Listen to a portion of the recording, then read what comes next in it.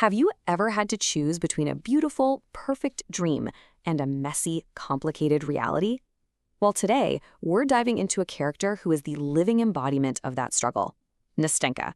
Her story is all about one of the toughest choices you can make, the one between the world you imagine and the one you actually live in. So, at the very heart of the story, you've got this incredible clash. On one side, there's the dreamer. He's a guy who lives completely in his head in a world of ideas and fantasy. And on the other side, we have Nastenka. She's grounded, she's all about the here and now, she is reality. This right here is the central conflict that fuels their entire story. All right, let's really get to know Nastenka, because she's the anchor in this story. To get why she makes the choice she does at the end, we've got to get inside her head and figure out what makes this incredibly pragmatic soul tick.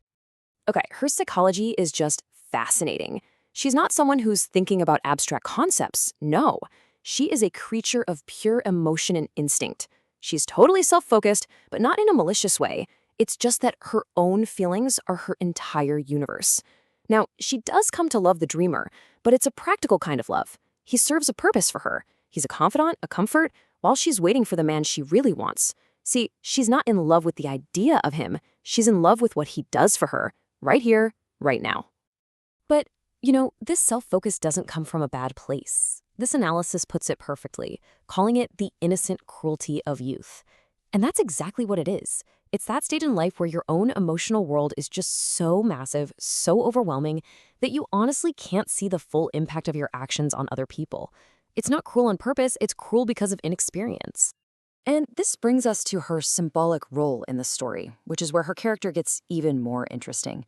For the dreamer, she is, for all intents and purposes, a bridge. So what do we mean by the bridge? Well, Nastenka is the dreamer's one and only link to the real, tangible world. She's the one who yanks him out of his own head and forces him to actually do things. She makes him talk, she makes him run around, and most importantly, she makes him feel real, raw, unfiltered pain. She is the real life he always claims he wants, but as we see, can't quite handle. This all leads to this incredible contradiction in her character. Nastenka is somehow both a victim and a victor. She's completely controlled by her circumstances, but at the same time, she's the one in control of her most important relationship. This just captures that contradiction perfectly. I mean, on one hand, she's a total victim. She is literally pinned to her grandmother's dress so she can't go out. But on the other hand, she is absolutely the victor in her dynamic with the dreamer.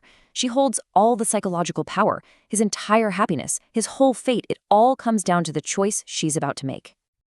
And that, of course, brings us to the climax of the story. The big one, the definitive choice she has to make, a choice that's going to pit the world of action squarely against the world of thought. When you boil it all down, her choice is between two totally different kinds of guys. You've got her first love, the lodger. He's the man who does things. He acts, he leaves, he promises to return. And then you have the dreamer, the man who thinks things, a guy who lives entirely in what-ifs and feelings.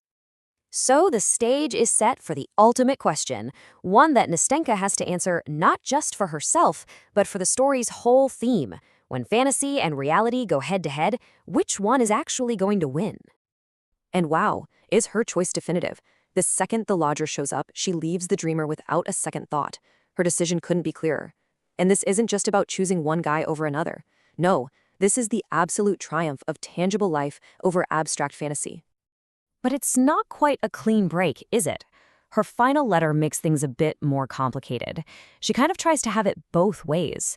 She wants to keep the dreamer's safe, easy friendship, but without having to deal with the burden of his romantic love. It's a pragmatic final move, for sure, even if it's a painful one. So, we're left with this huge question.